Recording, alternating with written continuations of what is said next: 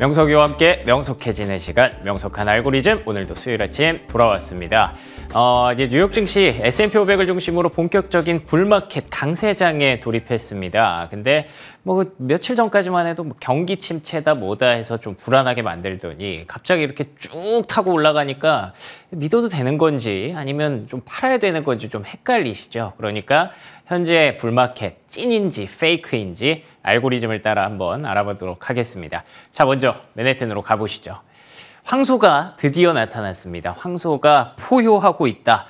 뭐 포효하는지는 모르겠습니다만 어찌됐든 불마켓이라는 건 황소죠.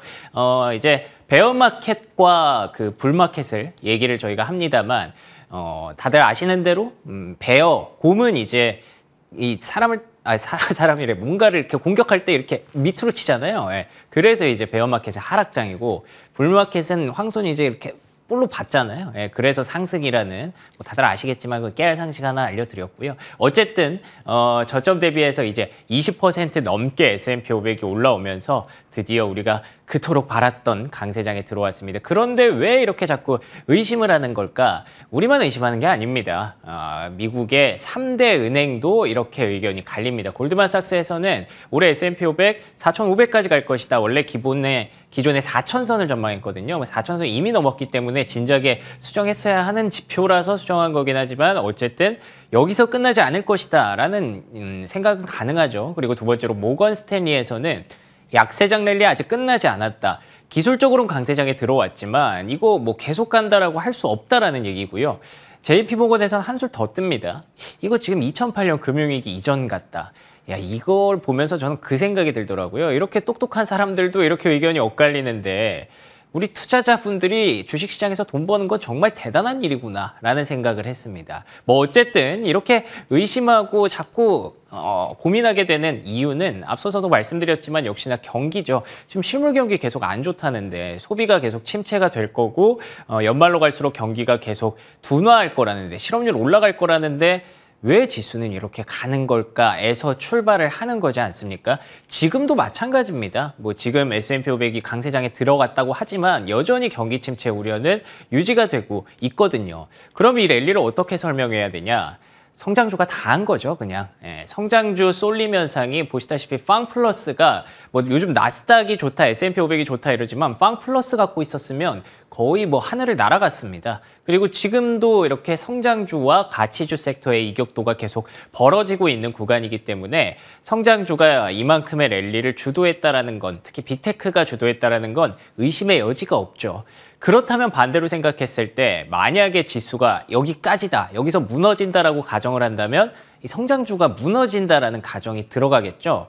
그럼 성장주가 과열이냐 아니냐 이 부분을 봐야 되는데 물론 단기적으로 과열은 있을 수 있습니다. 당연히 뭐 테슬라가 13거래일 연속 올라가는데 당연히 일부 과열이 있죠. 그런데 이익 전망이 이렇게 나타나는 걸 어떡하겠습니까? S&P 500의 전체적인 이익 전망은 보시다시피 회색으로 계속 다운되고 있습니다만 여기에 있는 그 빅테크를 딱 종합해서 보자면 이렇게 바닥 찍고 계속해서 올라가는 흐름이 연초부터 지속되고 있기 때문에 빅테크 쪽으로 주가가 올라가는 것도 당연한 거고 그리고 빅테크가 그만큼 시가총액 덩어리가 크기 때문에 지수를 끌어올리는 것도 당연하다라고 볼 수 있는 부분입니다. 그리고 또 두 번째, 약세장 랠리가 1940년대 이후로 최장 기간이었대요. 그러니까 약세장이 이제 고점 대비해서 20% 하락하고 그 시점부터 이제 약세장이다. 베어마켓이다라고 얘기를 하는데 그 1940년대 이후로 가장 길었던 베어마켓을 드디어 뚫어냈는데 여기서 불마켓 끝난다? 이제 시작인데요. 그렇게 얘기하기에는 조금 아쉽다는 거죠. 그리고 마지막 한 가지 더 IT 성장주들이 굉장히 많이 올라간 것 같습니다만 사실 작년에 종합을 해보면 에너지주가 60% 오르는 동안 커뮤니케이션 IT는 뭐 30%, 40%씩 빠졌거든요. 근데 올해 지금 올라간 게 이제 30% 중반대로 올라가고 있습니다. 물론 차이는 있죠. 왜냐하면 저기는 1년치고요. 여기는 6개월도 채 안 된 거라는 점에서 이 숫자 자체가 뭐 바로 비교하기엔 좀 어려울 수 있겠습니다만 어쨌든 겨우 돌려놓은 수준에 불과하다라고 가정을 한다면 여기서 끝나기에는 조금 아쉽다라는 의견도 충분히 나올 수가 있고 설득력 있는 얘기인 거죠. 하지만 뭐 말씀드린 대로 1년치의 하락분을 6개월도 안 되는 사이에 돌려냈다? 이거는 시간의 변수에 있어서는 분명히 그 논쟁의 여지가 있습니다. 그렇기 때문에 저는 항상 단기 과열이라는 점은 뭔가 염두에 두셔야 된다고 생각을 하고요. 지난주에 말씀드린 것처럼 이렇게 불마켓 랠리가 계속 지속된다고, 서머 랠리가 지속된다고 가정했을 때는 물론 중심은 성장주와 테크주가 있겠지만 그걸 포트폴리오의 중심에 포함을 시켜야겠지만 이렇게 계속 쏠림의 완화도 일부 나타나기 시작했다는 점에서 간밤에도 경기 민감주가 다시 조금씩 올라오는 모습들이 분명히 포착이 됐잖아요. 그렇다는 점에서 수급 쏠림의 완화를 좀 대비할 수 있는 그런 전략은 우리가 항상 가져가야 된다라는 관점을 가지고 이제 우리는 서울, 여의도로 한번 가보도록 하겠습니다. 여의도 상황도 뭐 크게 다른 것은 아닙니다. 여의도도 계속 뭐 코스피가 2,700 수준까지 올라가고 있기 때문에 2,700까지는 조금 더 멀기는 했습니다만 뭐 계속 올라가고 있고 코스닥은 이제 거의 900까지 왔잖아요. 그렇기 때문에 이제 이 흐름이 계속 지속될 것이냐 아니면 여기서 끝날 것이냐 이를 두고 조금 걱정하는 눈초리들도 좀 있죠. 그런데 뭐 일단 외국인 수급을 보시면 조금은 달라질 수 있을 것 같습니다. 일단 환율이라는 포인트를 하나 잡고 가죠. 외국인이 환율이 한창 높았을 때 1,300원 넘었을 때도 계속 반도체 중심으로 국내 증시에서 매수세를 보이고 있었고요. 그 결과가 결국 지금의 반도체의 주가로 나타나고 있잖아요.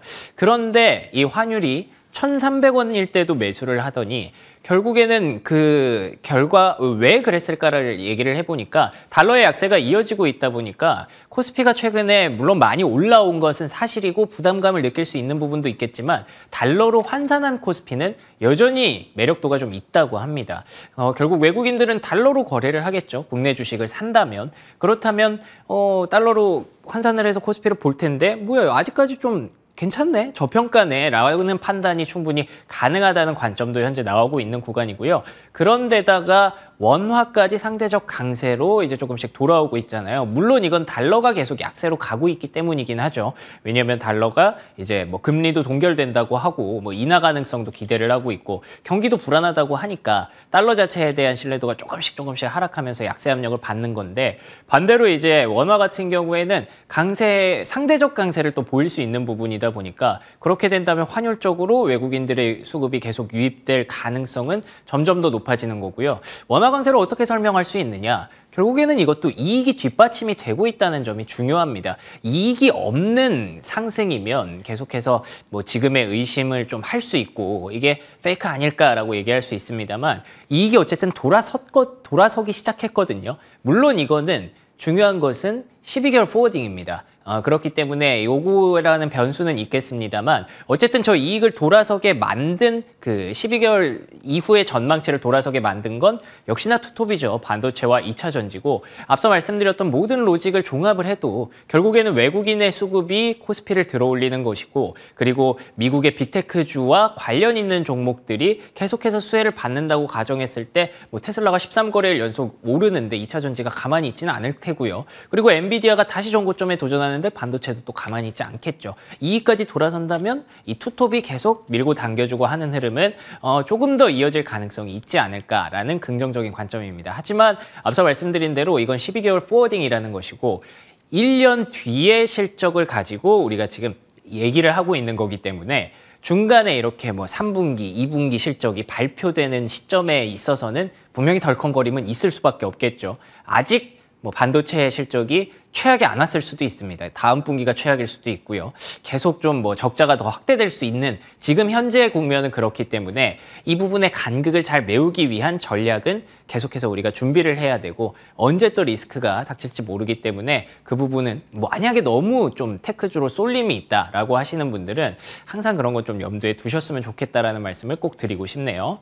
자, 마지막 결론입니다. 목적지까지 뻥 뚫린 고속도로는 없잖아요. 뭐 중간에 가다 보면 뭐 막히기도 하고 뭐 요철도 발생하고 이렇게 되기 때문에 처음에 질문으로 돌아가서 과연 지금의 랠리가 찐이냐 페이크냐라는 대답에는 저는 충분히 찐이다라고 말씀을 드릴 수 있을 것 같습니다. 왜냐하면 성장주가 그만큼 시가총액이 높고 그런데 성장주들의 이익이 돌아선 것도 사실이고 이익이 뒷받침되는 상승은 우리가 보통 시장에서는 이거는 괜찮다라고 얘기를 하잖아요. 물론 시장은 항상 변수가 있습니다만 그렇기 때문에 그 시가총액 큰 종목들이 이렇게 지수를 올려놨다는 점에서 굳이 이거를 의심할 필요는 저는 없다고 봅니다. 다만 앞서 말씀드린 것처럼 목적지까지 뻥 뚫린 고속도로는 없기 때문에 언제든 요철이 등장할 수 있기 때문에 꼭 이렇게 다들 좋다 좋다 하면 무슨 일이 하나씩 좀 터질 때가 있더라고요. 그런 리스크를 방지하는 측면에서 너무 테크주로의 쏠림이 만약에 내 포트폴리오에 그렇게 돼 있다라고 한다면 다음 섹터는 어디일까 계속 이렇게 찾아보실 필요도 있겠죠. 여러분의 생각은 어떠신가요? 명석한 알고리즘이었습니다.